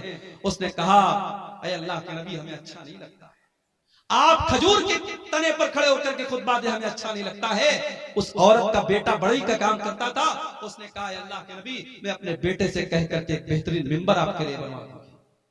पता ये चला कि आपके उलमा और आपके रहनुमा अगर तकलीफ में और मुसीबत में हैं, तो आप ये मत कह के पल्ला झाड़ दीजिए कि साहब हमसे क्या मतलब है। अगर आपके उलमा को जरूरत है आपकी, तो आप उनकी मदद कीजिए। सहाबे किराम अपने नबी को अगर देखते थे कि यहाँ मेरे नबी को किसी चीज की जरूरत है, तो सहाबे किराम अपने नबी की मदद करते थे। यहाँ हालात क्या है? लॉकडाउन लगा, मस्जिदों में पढ़ाने वाले इमाम और मदरसे में प्राइवेट पढ़ाने वाले टीचर 5,000 10,000 जिनकी तनख्वाहें थी, लॉकडाउन में उनकी तनख्वाहें बंद हो गई। मस्जिद की कमेटी ने कह दिया मौलवी साहब हमारे पास पैसा नहीं है, मदरसे वालों ने कह दिया हमारे पास बजट नहीं है। कितने मदरसे में पढ़ाने वाले मौलवियों को मैं जानता हूं, उन्होंने कर्जे ले लेकर के लॉकडाउन का टाइम गुजारा। कितने मस्जिदों के इमाम को मैं जानता हूं, उन्होंने लोगों के सामने हाथ फैला करके अपना काम चलाया है। और आज जब लॉकडाउन खत्म हो गया और जिंदगी नॉर्मल हो गई, उन्हीं मौलवियों ने और उन्हीं इमामों ने ये तय कर लिया कि आज के बाद हम मदरसे में नहीं पढ़ाएंगे। हम की कोई छोटी मोटी दुकान कर लेंगे, कोई छोटा मोटा बिजनेस कर लेंगे, कोई कारोबार कर लेंगे, मगर हम ये गुलामी की जिंदगी नहीं गुजारेंगे। ये गुलामी की जिंदगी नहीं। मेरे भाइयों, अपने इमामों का, अपने उलमा का ख्याल रखें। नबी के दौर में अल्लाह के नबी लकड़ी के तने पर खड़े होकर खुतबा दे रहे हैं, औरत देखती है, कहती है अल्लाह के नबी हमसे देखा नहीं जाता है, मेरा बेटा बढ़ई का काम करता है, मैं मिंबर ला करके तैयार करके आपको दे दूंगी। अगला जुमा आया, खुतबे जुमा के लिए अल्लाह के नबी मस्जिद में आए, देखा मिंबर आके रखा हुआ है और खजूर का तना कोने में पड़ा हुआ है। अल्लाह के प्यारे नबी मिंबर के ऊपर चढ़े, खुतबा देने लगे। हदीस के अल्फाज है, बुखारी की रिवायत है, फसाहतिन नखला, खजूर के तने से रोने की आवाज आने लगी, खजूर के तने से रोने की आवाज आने लगी। अल्लाह के नबी मिंबर से उतरे और उस खजूर के तने को अपने सीने से लगाया। जब आपने सीने से लगाया तो रोने की आवाज आनी बंद हो गई और सिसकने की आवाज आने लगी। अल्लाह के नबी ने फरमाया अगर मैं इसको सीने से न लगाता तो कयामत तक ये रोता रहता। और उसके बाद आपने फरमाया इन्नहा कानत तबकी अला मा कानत तस्मउ मिन ज़िक्र, चूंकि इस मिंबर पर खड़े होकर के मैं अल्लाह का जिक्र करता था, मैं कुरान बयान करता था, मैं हदीस बयान करता था, इसलिए ये लकड़ी का तना रो रहा है। मेरे प्यारे साथियों, मेरे नबी उस लकड़ी के तने के लिए रहमत बन करके आए थे। हम और आप इतने बड़े बदनसीब हैं कि आज उस नबी, जो नबी जिस नबी से लकड़ी का तना भी मोहब्बत करता था, हम इतने बड़े बदनसीब हैं कि उस नबी से का नाम तो हम लेते हैं, उस नबी से मोहब्बत का दम तो भरते हैं, मगर उस नबी की सुन्नतों से हम पीछे हैं, उस नबी के तरीके से हम पीछे हैं। न हमारी शादी ब्याह उस नबी के तरीके के मुताबिक है, न हमारा लेन देन उस नबी के तरीके के मुताबिक है, न हमारा अखलाक उस नबी के तरीके के मुताबिक है। हमारा नौजवान तो नौजवान 60 साल के बूढ़े जब सैलून में जाते हैं और सैलून में जाकर के अपनी दाढ़ी को मुड़ाते हैं और क्लीन शेव होते हैं, उन्हें शर्म आनी चाहिए, उन्हें गैरत आनी चाहिए और उन्हें सोचना चाहिए कि उनके नबी ने कहा था कि दाढ़ी को छोड़ दो, उनके नबी ने मना किया था कि दाढ़ी को मत छेड़ो, दाढ़ी को मत काटो, दाढ़ी को मत मूडो। जिस नबी ने दाढ़ी को छोड़ने का हुक्म दिया था, आज उस नबी के उम्मती सैलून में जाकर के दाढ़ी साफ करवा रहे हैं। जिस नबी ने सारी जिंदगी पाक दामनी की जिंदगी गुजारी थी, जो नबी इतने हयादार थे कि अल्लाह के नबी के बारे में सहाबा कहते हैं कि कुंवारी लड़की से भी ज्यादा आप शर्मीले थे।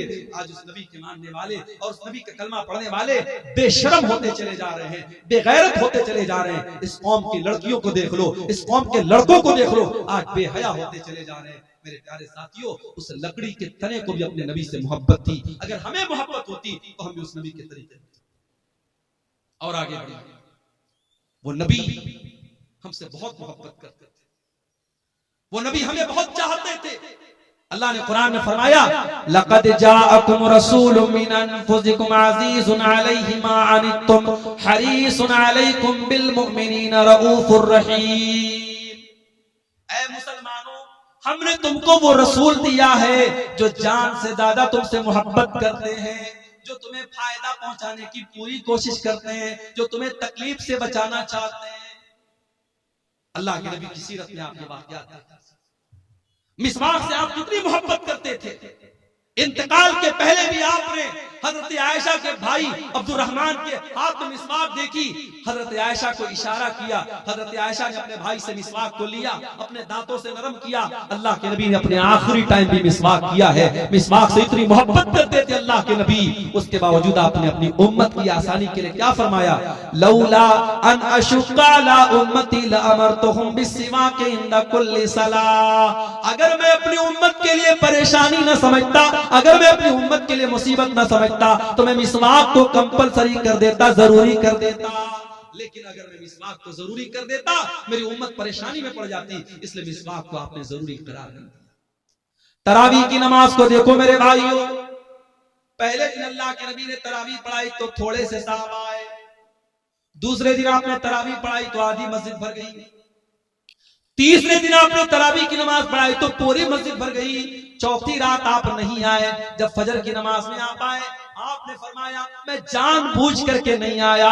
ऐ मेरे साहबा, इस नमाज को लेकर के तुम्हारा जज्बा मैंने देखा, तुम्हारा शौक मैंने देखा। खशीत अन तुफरज़ अलैकुम, मैं डर गया कि कहीं तरावी की नमाज तुम्हारे लिए फर्ज न हो जाए। उस नबी ने चौथे दिन तरावी की नमाज नहीं पढ़ाई ताकि तरावी की नमाज फर्ज न हो जाए। मेरे भाइयों, वो नबी हमसे इतनी मोहब्बत, हमारी आसानी चाहते थे वो नबी। मेराज के सफर में आप गए, 50 टाइम की नमाज आप वापस आए। मूसा अलैहिस्सलाम से मुलाकात हुई। मूसा अलैहिस्सलाम ने कहा कि ऐ मोहम्मद सल्लल्लाहु अलैहि वसल्लम, कितना आपको क्या हुक्म मिला अल्लाह ताला की तरफ से? कहा कि 50 टाइम की नमाज। कहा कि आपकी उम्मत नहीं पढ़ पाएगी। मैंने बनी इसराइल को आजमाया है, मैंने तजर्बा किया है, बनी इसराइल को मैंने बहुत आजमाया है, आपकी उम्मत 50 टाइम की नमाज नहीं पढ़ पाएगी। आप जाइए अपने रब से कम करवाइए। अगर अल्लाह के रसूल को खुद पढ़ना होता, 50 पढ़ने में आपको कोई दिक्कत नहीं थी। अपनी उम्मत की आसानी के लिए आप गए और 50 में 10 कम करवा के 40 लेके आए। हजरत मूसा ने कहा 40 भी नहीं पढ़ पाएगी, वापस जाइए। आप फिर गए, 40 में से 10 और कम करवा के लाए, 30 हो गई, 30 से 20 हो गई, 20 से 10 हो गई, 10 से 5 हो गई। 5 टाइम की नमाज भी जब अल्लाह के नबी लेकर के आए, हजरत मूसा ने कहा ऐ मोहम्मद सल्लल्लाहु अलैहि वसल्लम, आपकी उम्मत 5 टाइम की नमाज भी नहीं पढ़ पाए। और वाकई 5 टाइम की नमाज भी आज नहीं पढ़ पाए। बड़े कारोबारी हैं हम, बड़े बिजनेसमैन हैं, दुकान पर बैठे हुए हैं, हय्या अला सलाह की आवाज आ रही है, मगर हमें नमाज पढ़ने की फुर्सत नहीं। रात को 2-2 बजे तक हमारे नौजवान मोबाइल पे लगे हुए हैं और फजर के टाइम 5 साढ़े 5 बजे जब फजर की अजान हो रही है और मुअज्जिन कह रहा है अस्सलातु खैरुम मिनन नौम, नमाज नींद से बेहतर है। 2 बजे तक 3 बजे तक रात में जागने वाला मुसलमान फजर की नमाज में सोया हुआ है। मेरे प्यारे भाइयों, मूसा अलैहिस्सलाम को कितना बेहतरीन तजर्बा था अपनी कौम का। उन्होंने कहा आपकी उम्मत 5 टाइम की नमाज भी नहीं पढ़ पाए।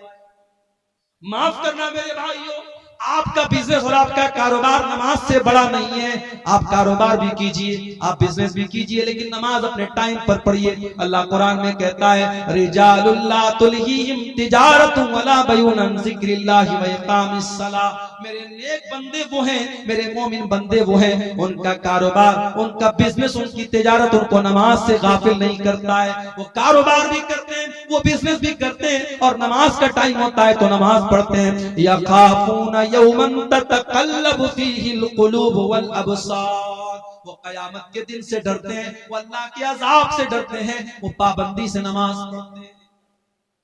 नमाज के सिलसिले में आप कोई ढिलाई मत कीजिए मेरे भाई। सऊदी अरब के अखबार के एक आलिम ने लिखा वहां के कि एक मर्तबा मैं फ्लाइट में सफर कर रहा था और मेरे साथ एक फौज का रिटायर कर्नल था जो पहले फौज में काम करता था, मेरे साथ वो बैठा। कहते मैंने फ्लाइट में सफर किया, फ्लाइट से हम लोग उतरे, एयरपोर्ट पर काफी देर तक हम बैठे थे, दूसरी फ्लाइट का इंतजार कर रहे थे। मैंने एक बात नोटिस की कि थोड़ी थोड़ी देर पर वो इंसान किसी को फोन करता है और कहता है कि बेटा आपने नमाज पढ़ लिया। बार बार जोहर का टाइम आया, बेटे से पूछ रहा है नमाज पढ़ लिया। असर का टाइम आया, बेटा पूछ रहा है नमाज पढ़ लिया। मैंने पूछा ये किससे आप बार बार पूछ रहे हैं? फौज का रिटायर्ड कर्नल था सऊदी अरब का। उसने उस मौलाना को जवाब दिया कि हाँ, ये मैं अपने बेटे को कॉल करता हूँ और मैं हर नमाज के टाइम, मेरा मामूल है, अपने बेटे को कॉल करके पूछता हूँ कि तूने नमाज पढ़ी कि नहीं पढ़ी। तरबियत इसको कहते हैं। अपने बच्चों को अच्छा खिला देना, अच्छा पहना देना, अच्छे स्कूल में एडमिशन करा देना, उनके घर बना देना, उनके लिए LIC ले लेना, उनके लिए बैंक बैलेंस बना देना। माफ करना, तरबियत यही नहीं है। तरबियत ये भी है कि आप अपने बच्चों की आखिरत की फिक्र करें, अपने बच्चों की नमाज की फिक्र। इसीलिए अल्लाह कुरान में कहता है वअमुर अहलका बिस्सलाति वस्तबिर अलैहा, खुद भी नमाज की पाबंदी करो और अपने बच्चों को नमाज का पाबंद बनाओ। अल्लाह के नबी फरमाते हैं मुरू औलादकुम बिस्सलाति वहुम अबनाउ सब'i सिनीन, जब तुम्हारे बच्चे 7 साल के हो जाएं उनको नमाज का हुक्म दो, वज़रिबूहुम अलैहा, और जब 10 साल के हो जाएं और नमाज ना पढ़े तो उनकी पिटाई करो। अच्छा, 7 साल के बच्चे को पीटने का हुक्म नहीं दिया अल्लाह।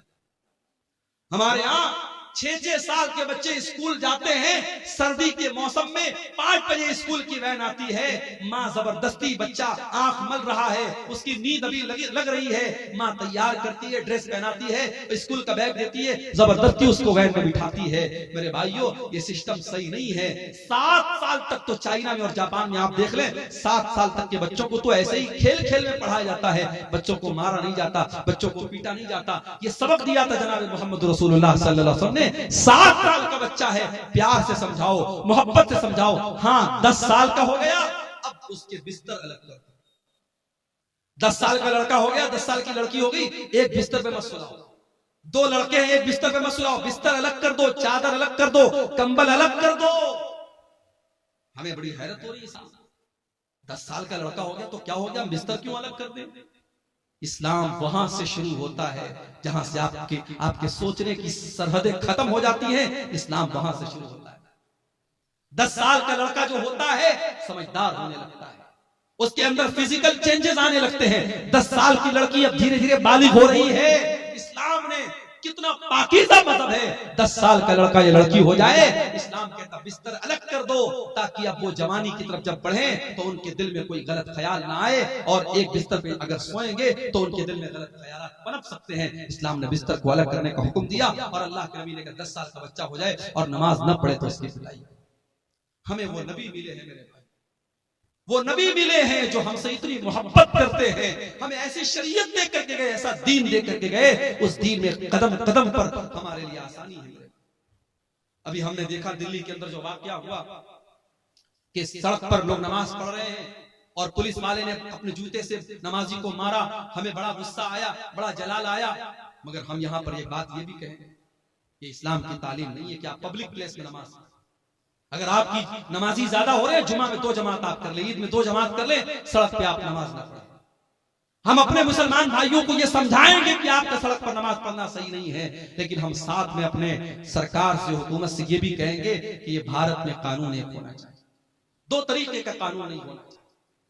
किसी मजहब के त्योहार तो खुलेआम सड़कों पर मनाए जाए और त्योहार मनाने वालों पर फूलों की बारिश की जाए, और दूसरे मजहब का मुसलमान अगर हफ्ता में जुमा की एक नमाज पढ़ ले तो आपका पुलिस वाला उसे जूतों से मार रहा है। ये 2 तरीके के कानून नहीं चलेंगे।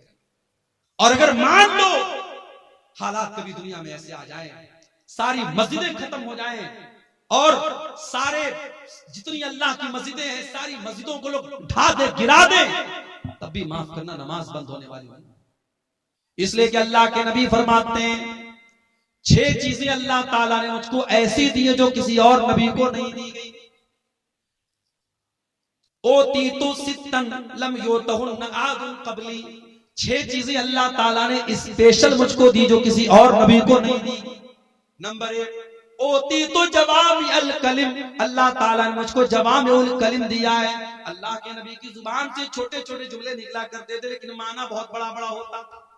छोटी छोटी बातें, जैसे मिसाल के तौर पे अल्लाह के नबी ने फरमाया इन्नमल अमालु बिन्नियात, अमल का दारो मदार नियत पर। छोटी सी हदीस है लेकिन इसके माना और मतलब बहुत बड़ा बड़ा है। दूसरी चीज, वह नुसिरतु बिर्रुबि मसीरत अश-शहर, और मेरे दुश्मन के दिल पर मेरा रोबो दबदबा डाल दिया गया है। मेरा दुश्मन 1 महीने की दूरी पर भी अगर मुझसे हो, उसके दिल में मेरा रोबो दबदबा डाल दिया गया है। तीसरी चीज, वजुइलत लियल अर्ज़ु मस्जिदन व तहूरा, और सारी की सारी जमीन मेरे लिए मस्जिद बना दी गई है। मुसलमान नमाज पढ़ने के लिए मस्जिद का मोहताज नहीं है। कहीं पर भी जंगल में चला जाए, पहाड़ पे चला जाए, दुनिया के किसी भी कोने में चला जाए, नमाज का टाइम हो गया, नमाज वो कहीं पर भी पढ़ सकता है। पाक साफ जगह होनी चाहिए। अगर पानी नहीं मिल रहा है, उसके लिए सारी जमीन पाक बनाई गई, वो कहीं पर भी जमीन पर हाथ मार करके तयम्मुम कर सकता है। सारी जमीन उसके लिए पाक बनाई गई, सारी जमीन उसके लिए मस्जिद बनाई गई। ये हमारे इस्लाम की खासियत है। हमारा दीन बड़ा आसान दीन है। जाड़े का मौसम है, हमने मोजा पहना है, सफर में हम निकले हुए हैं, मोजा नहीं उतार रहे हैं। इस्लाम कहता कोई मसला नहीं, तुम्हें पैर धोने की जरूरत नहीं। वजू करके अगर आपने मोजा पहना है और सफर की हालत में आप हैं तो 3 दिन तक आप उसी मोजे को पहने रहिए और उस पर मसा कर लीजिए, पैर को धोने की जरूरत नहीं है। हाँ, अगर अपने घर में है तो 24 घंटे तक आप मसा कर सकते हैं। 24 घंटे के बाद आप मोजा उतार लीजिए, पैर धो के फिर से मोजा पहन लीजिए, वजू करके फिर से पहन लीजिए। आसानियां है हमारे लिए। सफर में हम निकले, अभी हमारे कटिहार के बाद आबाब हैं, कल हम लोग यहां से जुमा पढ़ के जामताड़ा गए थे, 350 किलोमीटर दूर गए थे, सफर में निकले हैं, नमाज का टाइम हुआ, हम 4 रकात वाली नमाज को 2 रकात पढ़े। सुन्नत पढ़ने की जरूरत नहीं है, फजर की सुन्नत पढ़ेंगे, बाकी कोई सुन्नत पढ़ने की जरूरत नहीं है। 4 रकात वाली को 2 रकात पढ़ेंगे, जोहर और असर को इकट्ठे पढ़ लेंगे, मगरिब और इशा को इकट्ठे पढ़ लेंगे। आसानियां हैं कदम कदम पर हमारी शरीयत में। मेरे प्यारे साथियों, यही बात है जो अल्लाह कुरान में कह रहा है, लक़द जाअकुम रसूलुम मिन अनफुसिकुम अज़ीज़ुन अलैहि मा अनित्तुम, हमने तुमको वो नबी दिया है जो तुम्हें जान से ज्यादा प्यार करता है। औरत प्रेग्नेंट है, रोजा रखेगी, बच्चे को तकलीफ पहुंचेगी, बच्चे को दूध पिला रही है, रोजा रखेगी, बच्चे को दूध नहीं पिला सकती है, इस्लाम कहता कोई मसला नहीं है, औरत बाद में रोजा पूरा कर लेगी, इस्लाम उसको कज़ा करने का और बाद में रोजा पूरा करने का हुक्म देता है। औरत पीरियड में है, उसकी कमजोरी का दिन है, उसकी बीमारी का दिन है, चिड़चिड़ापन रहता है, बदन में कमजोरी रहती है, ब्लड आता रहता है, दर्द होता रहता है, इस्लाम ने कहा कोई मसला नहीं, जितने दिन उसको पीरियड आ रहा है वो नमाज नहीं पढ़ेगी, रोजा नहीं रखेगी, रोजा बाद में पूरा करेगी। कदम कदम पर हमारी शरीयत में मेरे भाइयों आसानी रखी। वो नबी हमारी आसानी का बड़ा ख्याल रखते और वो नबी हमसे बहुत मोहब्बत करते थे। वो रातों को उठ करके हमारे लिए रोया करते थे। मेरे नबी रात को उठ करके दुआ किया करते थे, अल्लाह मेरी उम्मत का क्या होगा, और अल्लाह ताला अपने नबी को तसल्ली देता था कि आप अपनी उम्मत के लिए परेशान मत होइए, हम आपकी उम्मत के बारे में आपको खुश। शायर ने कितनी सच्ची बात कही है, सलाम उस पर जो उम्मत के लिए रातों को रोता था, सलाम उस पर जो फर्शे खाक पर जाड़े में सोता था, सलाम उस पर कि जिसके घर में चांदी थी न सोना था, सलाम उस पर कि टूटा बोरिया जिसका बिछौना था।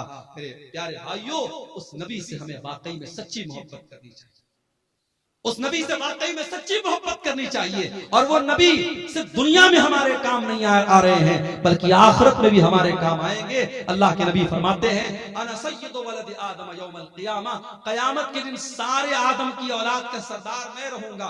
व अव्वलु मन यनशक्कु अन्हुल क़ब्र, और क़यामत के दिन सबसे पहले मेरी कब्र फटेगी। व अव्वलु शाफ़ईन, और क़यामत के दिन जब सारे नबी अपना पल्ला झाड़ लेंगे और कह देंगे मैं आज किसी की सिफारिश नहीं कर सकता, तो सबसे पहले मैं सिफारिश करूंगा और सबसे पहले मेरी सिफारिश कबूल की जाएगी। वो नबी क़यामत के दिन भी हमारे काम। शायर कहता है, बरोज़े क़यामत बजुज़ नफ़सी नफ़सी, किसे याद आएगी असलम किसी की। बरोज़े क़यामत बजुज़ नफ़सी नफ़सी, किसे याद आएगी असलम किसी की।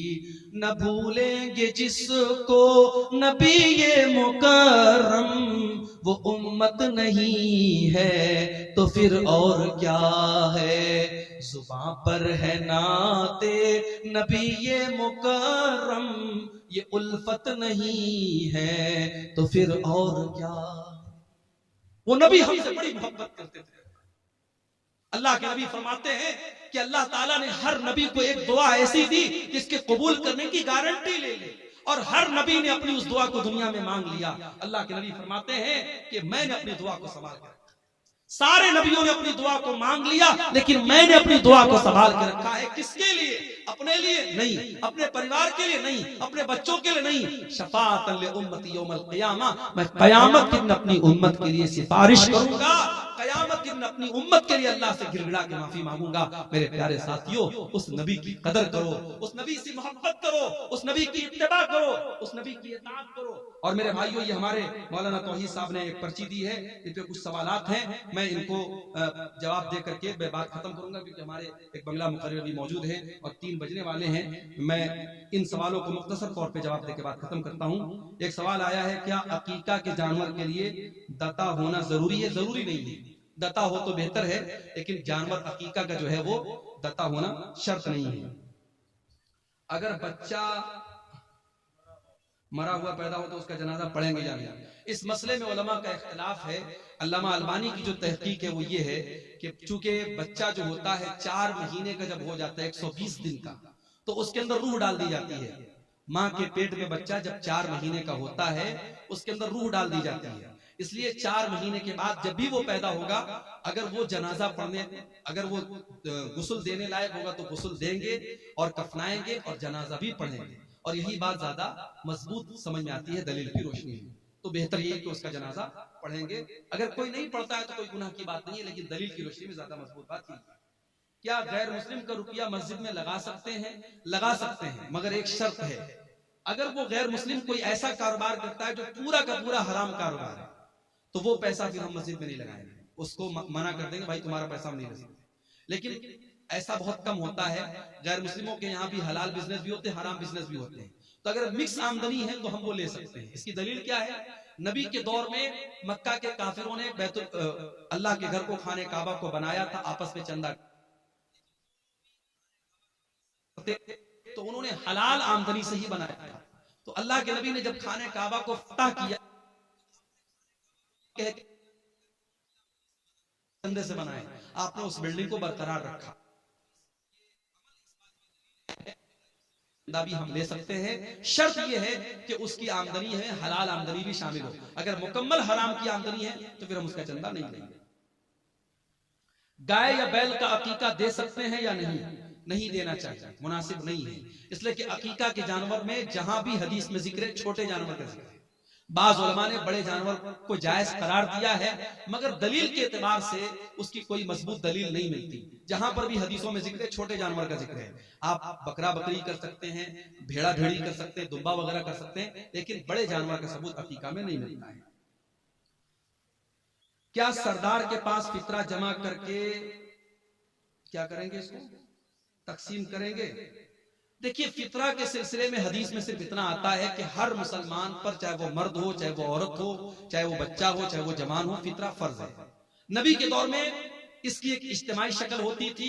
लोग अल्लाह के नबी के पास जमा करते थे और वहां से वो गरीबों को दिया जाता था। तो आज अगर आप वो शक्ल अपना रहे हैं, अपने सरदार के पास इकट्ठा कर रहे हैं और वहां से वो गरीबों को दिया जा रहा है, बहुत अच्छी बात है। हाँ, तो कोई हर्ज की बात नहीं, इसमें कोई दिक्कत की बात नहीं है, इज्तिमाई शक्ल में दिया जा सकता है। शर्त यह है कि उसका, देखिए, ज़कात एक अलग चीज होती है। फितरा की रकम हम सिर्फ फुकरा और मसाकिन को दे सकते हैं। फितरा की रकम मस्जिद में नहीं दे सकते। फितरा की रकम से इमाम की तनख्वाह नहीं दे सकते। फितरा की रकम से किसी मौलवी को नजराना नहीं दे सकते। जो गरीब और फकीर और मिस्कीन लोग हैं, उनकी जरूरतों को हम फितरा से पूरा कर सकते हैं और किसी मसले को उसको नहीं लगा सकते। कोई हर्ज की बात नहीं, अपने से बांट सकते हैं। क्या मैयत के नाम से इफ्तार करा सकते हैं? मैयत की तरफ से जो आम सदका और खैरात किया जाता है, तो बहुत सारे अहले इल्म ने ये कहा है कि इफ्तार भी एक तरीके से लोगों को खाना खिलाना है, और वो भी एक तरीके से अगर हम किसी गरीब को खिला रहे तो सदका है। तो इस एतबार से मैयत की तरफ से भी हम इफ्तार करा सकते हैं। लेकिन बहरहाल इफ्तार चूंकि एक मखसूस इबादत है और मुस्तकिल तौर पर हमें कोई ऐसी दलील नहीं मिलती कि नबी के सहाबा ने अपने मरे हुए माँ बाप की तरफ से या रिश्तेदारों की तरफ से इफ्तार कराया हो। इसलिए इफ्तार जिंदे ही की तरफ से किया जाए। इंसान अपनी तरफ से करे तो बेहतर है। अपने मुर्दा लोगों की तरफ से अगर कुछ करना है तो गरीबों में पैसा बांट दे, गरीबों को खाना दे दे। इफ्तार कराने में जो है परहेज किया जाए तो ज्यादा बेहतर है। तो ये चंद बातें थी सीरत नबी के मौजू के ताल्लुक से।